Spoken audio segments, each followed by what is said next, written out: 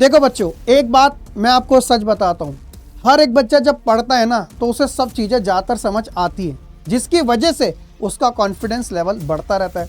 लेकिन दिक्कत बच्चे के साथ तब आती है एग्ज़ाम टाइम में ही वो सारी चीज़ें भूलना शुरू कर देते हैं। खुद पे शक करने लग जाता है कि यार अभी तो सब कुछ पढ़ा था, पहले का पढ़ता जा रहा हूँ, बात का भूलता जा रहा हूँ, पहले का पढ़ता जा रहा हूँ, फिर बात का भूल जाता हूँ।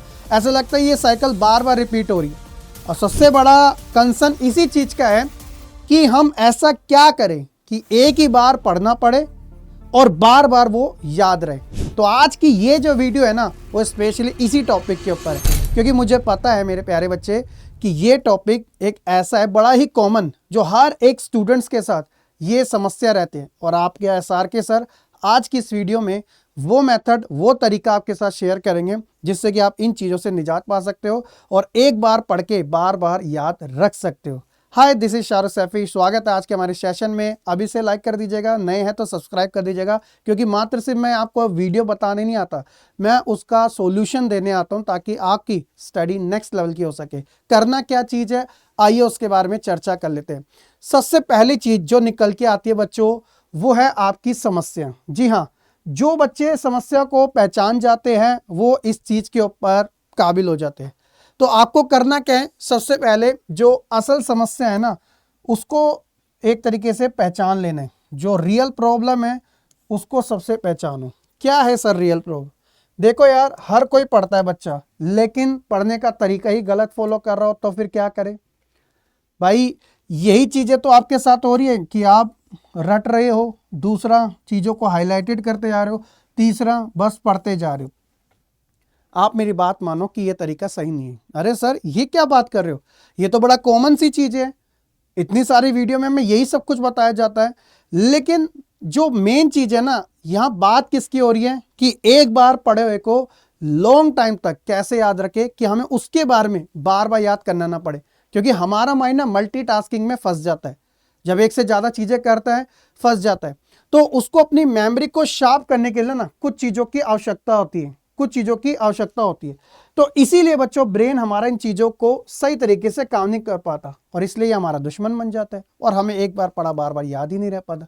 करना क्या है बच्चों, प्रॉब्लम को आपने जान लिया, समझ लिया। और सबसे बड़ी चीज़ आती है दिमाग का कड़वा सच। ये क्या काम करता है? देखो बच्चों, हमारा जो दिमाग है ना उन चीज़ों के पास सबसे अच्छे तरीके से काम करता है जिन चीज़ों में हमने इन चीज़ों का इस्तेमाल किया हो। वो क्या है? कभी आपने खुद अपने पास्ट एक्सपीरियंस से देखा है, समझा है?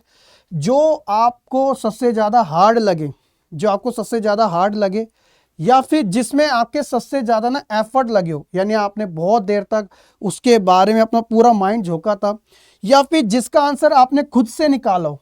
हमारा दिमाग ना इन चीज़ों को ज़्यादा याद रखता है, ना कि उन चीज़ों को कि आपने एक बार रट्टा मारा, कॉन्फिडेंस में खुश हो गए, फिर भूल गए। आपने पूरा दिन पढ़ा, कुछ नहीं करा, या फिर आपने चीज़ों को बस हाईलाइटेड करा। नहीं, ये एक ऐसी चीज़ है बच्चों, आप खुद से, ये मेरे को बताने की ज़रूरत नहीं है, हर किसी का कॉमन है। क्योंकि हम जब एफर्ट मारना शुरू करते हैं ना अपना बहुत अच्छे तरीके से, तो वो चीज़ें हमारे माइंड में क्या होती है, स्टोर होती रहती है, यानी कि वो हमारी मेमोरी को बहुत अच्छा बढ़ाते चले जाती है। और यही सारी चीज़ें ये हमारे दिमाग का एक तरीके से कड़वा सच है। आप मानो या ना मानो, हमेशा देखना, सिर्फ दिखाना नहीं है, याद भी रखना होता है इन चीज़ों के बारे में। फिर आती है बच्चों आपके पढ़ाई का एक गोल्डन रूल। करना क्या है बच्चों? मेथड बहुत ही सिंपल सा है। जैसे इस चीज को अप्लाई करने के लिए आप एक काम ये करो, टॉपिक को सबसे पहले पढ़ो। कितना? ज़्यादा से ज़्यादा 10 से 15 मिनट। जब ये ना लॉन्ग टाइम के लिए ही बता रहा हूँ। आपने एक टॉपिक पढ़ा, फॉर एग्जाम्पल कोई भी, आपने 10 से 15 मिनट करा, फिर आपका क्या काम है भाई? बुक को कर दो क्लोज, बुक को कर दो क्लोज। और थोड़े टाइम बाद सेल्फ आस्किंग, खुद से पूछो, खुद से सवाल करो कि इस टॉपिक के बारे में मैं बिना देखे कितनी देर तक बोल सकता हूँ, चाहे वो कैसा भी हो, लेकिन एटलीस्ट उसे ट्राई करो। ये एक बहुत अच्छी चीज़ होती है अपनी मेमोरी को लॉन्ग टाइम तक एक शार्प करने की। क्यों? क्योंकि इसमें हमारा जो माइंड है ना वो इस तरीके से काम करता है कि हम किसी चीज़ का सहारा नहीं ले रहे। अपने माइंड को आप इस तरीके से प्रिपेयर कर रहे हो कि अब मेरे सामने और कुछ नहीं है, जो मैंने एक तरीके से पढ़ा है उसके बेसिस पे ही मुझे अपनी बातों को रखना है, अपनी बातों को बोलना है। और जब ये तरीका आप अच्छे तरीके से अप्लाई करना शुरू कर देते हो, जब ये तरीका आप अच्छे तरीके से अप्लाई करना शुरू कर देते हो तो बच्चों यहाँ से रिजल्ट आना भी शुरू हो सकता है। चाहे आप गलत ही बोल रहे हो, लेकिन मेमोरी बनना यहीं से शुरू होती है। और इसी का ही बच्चों पढ़ाई का एक दूसरा रूल है, पढ़ाई का एक दूसरा रूल है, क्योंकि टॉपर जो बच्चे होते हैं ना वो रटते नहीं है, बस वो एक साइकिल को ना फॉलो करते हैं। वो साइकिल क्या है, वो रूल कहलाया जाता है पढ़ाई का दूसरा हथियार। मैं यहाँ पे लिख देता हूँ, वो है बच्चों 24/7/30। ये रूल आप याद रख लीजिएगा। क्या है बच्चों, जैसे आपने कोई चीज को पढ़ा तो 24 घंटे बाद 2 मिनट के लिए कम से कम रिकॉल करो उस चीज को, 2 मिनट के लिए एटलीस्ट रिकॉल करो। कोई आपने एक टॉपिक पढ़ा था, अगला दिन पूरा लगा दो और उसके बाद उसे रिकॉल करो, ठीक है। फिर क्या करो, 2 मिनट के लिए रिकॉल करो, 7 दिन बाद क्या करो, उसी चीज की आप एक बार हेडिंग मेंशन करो कि आपने वो 7 दिन बाद वो क्या करा था, देख लो। अगर आप प्रैक्टिकल करके देखोगे ना ये चीज़ों के, खुद से अप्लाई करोगे, आपका ब्रेन उसी तरीके से काम करना शुरू कर देगा। इस बात की मैं पूरी गारंटी ले रहा हूँ, आजमाई हुई चीज़ है बच्चों, कोई वैसी बेसिक चीज़ नहीं है, इसलिए आपको बार बार समझा रहा हूँ। तो ये 24/7 और 30 डेज का रूल इसी तरीके से। और फिर रियल चैलेंज आता है 30 दिन बाद, उसका बच्चों टेस्ट लो। और ये हर एक टॉपिक के ऊपर आप एक साथ अप्लाई कर सकते हो, मल्टी टॉपिक्स ले सकते हो एक एक टाइम पे अपना डिसाइड करके, और उसके ऊपर अपना काम कुछ इन तरीकों से कर सकते हो। ये आपके लिए सबसे बड़ी चीज़ होती है। फिर ये आती है सबसे बड़ी बात कि यार पढ़ाई तो हर कोई करता है ना, पढ़ाई तो हर कोई करता है, लेकिन एक चीज़ है जो 50% जो याददाश्त होती है ना हमारी, ख़त्म कर देती है। यानी कि जो हमारे एक तरीके से मेमोरी में स्टोर होता है ना, वो ख़त्म कर देती है। क्यों? क्योंकि बच्चों हमें वो चीज़ें याद ही नहीं रहती, याद ही नहीं रहती। और उसका सबसे बड़ी चीज़ होती है ये, इसे हम कहते हैं मोबाइल।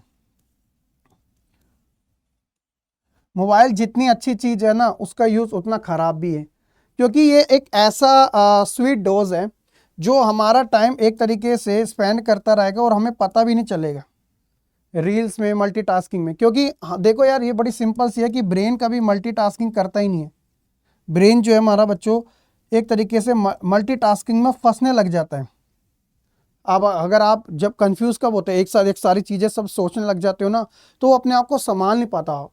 ओवर थिंक इसी चीज़ को कहते हैं, जब हम इतनी सारी चीज़ों के बारे में एक के बाद एक के बाद एक के बाद एक डॉट कनेक्ट करते रहते हैं, तो ऐसे में वो अपने माइंड में कोई भी चीज़ जो है ना सही तरीके से स्टोर नहीं करके रख पाता, स्टोर नहीं कर पाता। और एक मोबाइल एक ऐसी चीज़ है बच्चों जो आपको कन्फ्यूज़न करते रहती है। तो इसलिए बच्चों मोबाइल, अगर आपको लगता है कि मोबाइल के थ्रू अगर आपकी पढ़ाई हो रही है, तो फोकस सिर्फ उसके ऊपर होना चाहिए, ना कि मल्टीटास्किंग में मोबाइल में। अगर आपको लगता है कि मोबाइल के बिना मेरी पढ़ाई हो रही है बुक से या किसी और चीज़ से, तो आप इसे साइड में रख सकते हो। बहुत सिंपल सी चीज़ है, लेकिन ये मैंने स्टार्टिंग में कह दिया, ये एक स्वीट डोज है, तो इसलिए हमें लगता नहीं है कि यार ये तो ये काम ही कर रहा है बार बार, है ना। तो इसलिए ये चीज़ है, तो आपको इन चीज़ों के बारे में ध्यान रखना है। और एक लास्ट एक ऐसी चीज़ जो आपको फॉलो करनी है, जो आपको एक ही टॉपिक को बार बार याद करना ना पड़े और लंबे समय तक याद रहे, तो सिंपली क्या करना है, रीड करो अच्छे तरीके से, रिकॉल करो और रिपीट करो। जितना ज़्यादा ये चीज़ें होती रहेगी उतना ही ज़्यादा बच्चों आपको इसका बेनिफिट मिलता रहेगा। क्योंकि रटना नहीं है भाई, हमें रटना नहीं है, हमें चाहिए सिस्टम।